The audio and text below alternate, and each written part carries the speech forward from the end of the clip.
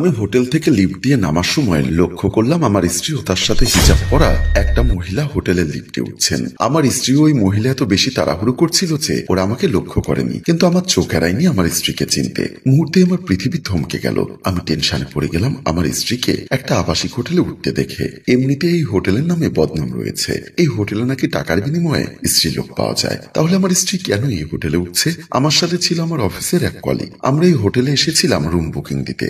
25শে December বড়দিন উপলক্ষে আমাদের এক ফরেন ক্লায়েন্ট শয়স্ট্রিক বাংলাদেশে এসেছেন ভ্রমণের উদ্দেশ্যে। তাই আমি আর আমার এক কলিগ এসেছিলাম এই হোটেলে ওনাদের জন্য একটা রুম বুকিং দিতে। কিন্তু আমার স্ত্রী কেন এই হোটেলে আসলো, বিষয়টা নিয়ে যখন আমি টেনশন করছিলাম তখনই আমার কলিগ বাবু সাহেব বলল, পল্লব ভাই, ওই মহিলাদের দেখে কি ফিদা হয়ে গেছেন? আমি ওনার কথার উত্তর দিচ্ছি না দেখে উনি আবার বলল, মাত্র 1000-5 টাকা খরচ করলে ওই মহিলার সাথে কিছুক্ষণ সময় কাটিয়ে যেতে পারবেন। পছন্দ হলে বলুন, আমরা আবার উপরে গিয়ে ম্যানেজারের সাথে কথা বলি।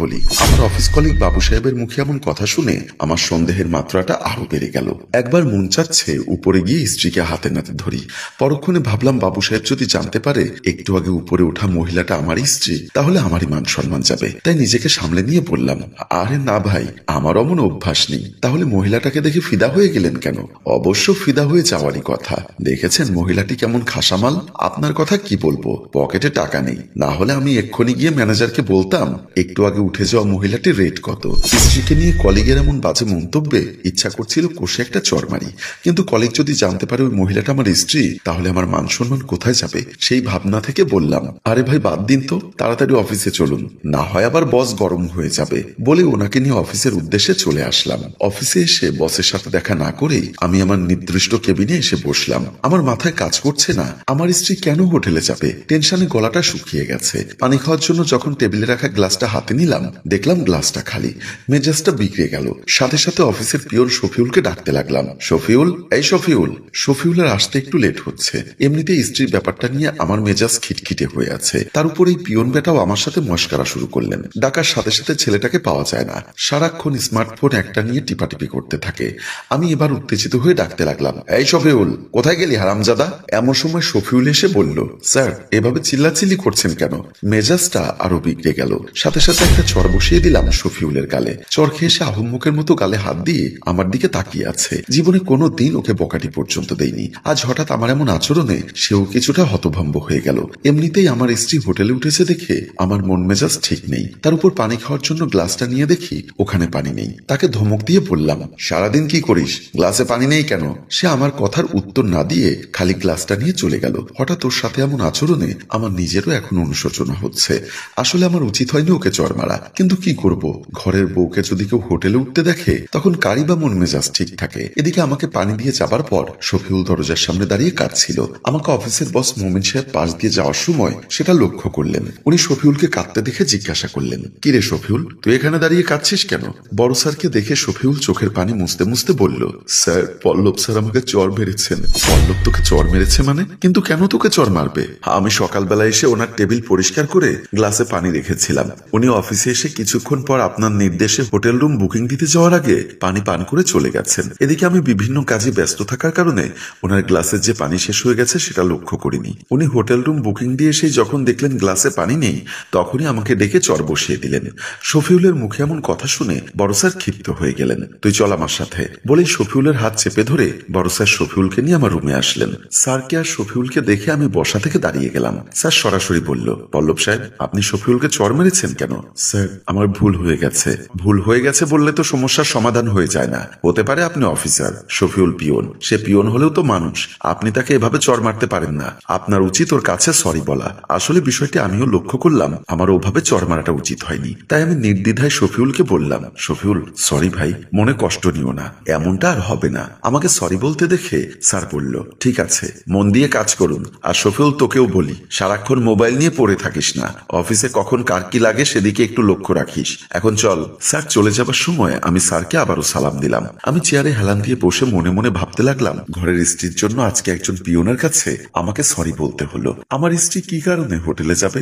এমন তো নয় যে আমি পুরুষ হিসাবে অক্ষম পুরুষ। প্রতি রাতেই সে আমার কাছে পরাজিত হয়। শুনেছি যাদের স্বামী দুর্বল তারা নাকি অন্য পুরুষদের প্রতি আসক্ত হয়, কিন্তু সেদিক দিয়ে তো আমার স্ত্রীর অপূর্ণতা থাকার কথা না। কিন্তু তবুও ও কেন হোটেলে যাবে? হতে পারে আমার আর্থিক দৈন্যতার কারণে ও এমনটি করেছে। আমার হঠাৎ মনে পড়ে গেল গত 4-5 দিন আগের কথা। আমি যখন অফিসে আসার জন্য রেডি হচ্ছিলাম তখন পূর্ণতা আমার মেয়েকে স্কুল ড্রেস পরিয়ে স্কুলের জন্য রেডি করতে করতে আমার সামনে এসে বলল, তুমি কি অফিসে যাওয়ার জন্য রেডি হচ্ছ?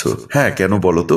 আজ মোনালিসার স্কুলের পরীক্ষার পার্টি ফি ও কোচিং এর বেতন একসাথে দিতে বলেছে, তাড়াতাড়ি 5,000 টাকা দাও, আমার আবার ওকে এক্ষুনি স্কুলে নিয়ে যেতে হবে। তখন আমি পকেটে হাত দিয়ে দেখি আমার কাছে সামান্য করা টাকা আছে। তাই আমি পূর্ণতাকে বললাম, এ মাসে অনেক খরচ হয়ে গেছে, এ মাসটা পাশের ফ্ল্যাটের ফাহিম ভাবি থেকে ধার দেনা করে কোন রকম চালিয়ে নাও। আমার কথা শোনার সাথে সাথেই পূর্ণতা রেগে গিয়ে বলল, আর ক মাস এভাবে ধার দেনা করে চালিয়ে নিব? মানুষের কাছে হাত পাততে পাততে আমার এখন ওনাদের সামনে যেতেও লজ্জা করে। আরে বাবা, তুমি রেগে যাচ্ছ কেন? যে কয় টাকা বেতন পাই সব টাকা তো এনে তোমার হাতে দেই। বাজারে জিনিসপত্রের দাম বেড়ে গেছে, সংসারে খরচ বেড়ে গেছে, কিন্তু ইনকাম তো আর বাড়েনি। আগে যা বেতন পেতাম এখনো তাই পাই। যে চাকরিতে বেতন কম সেই চাকরি করো কেন? বারবার বলেই অফিসটা ছেড়ে অন্য অফিসে জয়েন করো। কে শোনে কার কথা? দেখো, স্যার বলেছে ডিসেম্বরের পরে আমাদের সবার স্যালারি বাড়বে, তাই চাকরিটা ছাড়ছি না। ঠিক আছে, তুমি ওই চাকরি নিয়েই বসে থাকো, শেষ পর্যন্ত দেখছি আমাকেই ঘরের বাহির হতে হবে। বলেই পূর্ণতা মেয়েকে নিয়ে স্কুলের উদ্দেশ্যে চলে গেছিল। তাহলে কি আমার অভাবের সুযোগ নিয়ে বাড়তি ইনকামের জন্য আমার স্ত্রী হোটেলে যাওয়া শুরু করেছে? ছি ছি, ভাবতেই ঘৃণায় অপমানে মরে যেতে ইচ্ছা করছে। স্বামীর কিছুটা অভাব থাকতে পারে, তাই বলে কি স্ত্রী বাড়তি টাকার জন্য নিজের ইজ্জত বিলিয়ে দিবে? কথাগুলো ভাবতে ভাবতে কখন যে অফিস ছুটি হয়ে গেছে সেটা আমি টেরি পেলাম না। আমি যখন অফিসের চেয়ারে হেলান দিয়ে বসে কথাগুলো ভাবছিলাম, এমন সময় আমার অফিসের সেই কলিগ বাবু চৌধুরী এসে বলল, কি ব্যাপার পল্লব ভাই, আপনি কি বাসায় যাবেন না? অফিস ছুটি হয়ে গেছে সেই কবে, এখনো আপনি অফিসে বসে আছেন? হ্যাঁ, একটু পরেই বের হব। উনি আমার পাশের চেয়ারে বসে হাসতে হাসতে বললেন, ভাই, হোটেলের লিফট থেকে নামার পরে ওই মেয়েকে দেখার পর থেকে আপনি কেমন জানি আনমনা হয়ে গেলেন। মেয়েটাকে কি আপনার বেশি মনে ধরেছে?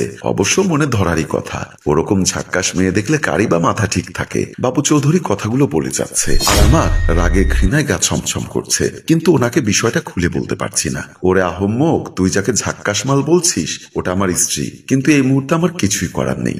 পরপুরুষের মুখে নিজের স্ত্রীকে নিয়ে আজে বাজে কথা শোনা ছাড়া কি বা করার আছে? উনি আবারও বলা শুরু করলেন, ভাই, আমার কিন্তু মাঝে মধ্যে এরকম হোটেলে যাওয়ার অভ্যাস আছে। ভাবছি 2-1 দিনের মধ্যে ওই হোটেলে গিয়ে হোটেল ম্যানেজারকে ওই মেয়েটার কথা বলবো, যত টাকা লাগবে লাগুক, একবারের জন্য হলে ওই মেয়েটাকে আমার চাই চাই। আমি আর বসে থাকতে পারলাম না। নিশ্চয়ই কোনো পরপুরুষই তার স্ত্রীর নামে এমন বাজে মন্তব্য শুনলে নিজেকে ঠিক রাখতে পারবে না। তাই আমি কোনো সিন ক্রিয়েট না করে বললাম, বাবু ভাই, আমার উঠতে হবে। বলে চেয়ার থেকে উঠে দাঁড়ালাম। উনি বলল, বুঝতে পেরেছি, আমার মনে হচ্ছে আপনি এক্ষুনি ওই হোটেলে গিয়ে মেয়েটাকে চাইবেন। শেষ পর্যন্ত আর নিজেকে ধরে রাখতে পারলাম না। উত্তেজিত না হয়ে ভদ্রভাবে বললাম, ভাই, হোটেলে গিয়ে নারী সংগ্রহ করার মতো ওরকম বাজে অভ্যাস আমার নেই। যদি আপনার থাকে আপনি যেতে পারেন। ওই মেয়েকে কেন, এর চাইতে বেশি 1000 গুণ রূপবতী মেয়ে হলেও আমি ওই কাজে যাচ্ছি না। বলে আমি বের হয়ে যেতে লাগলাম। আর উনি পেছন থেকে বলছেন, যদি তা নাইবা হবে তাহলে ওই মেয়েকে দেখার পর আপনি এমন আনমনা হয়ে গেলেন কেন?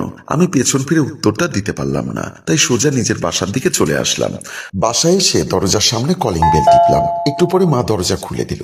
মাকে দেখে বললাম, মা, তুমি কেন দরজা খুলে দিলে? পূর্ণতা কই? আমার মুখে এমন কথা শুনে এবং রাগান্বিত দেখে মা বলল, সারা জীবন তো তোকে দরজা আমি খুলে দিয়েছি, এখন বউ দরজা খুলে না দিলে কি ভালো লাগে না? মায়ের মুখে এমন খোঁচা মারা কথা শুনে আমার মেজাজটা আরো বিগড়ে গেল।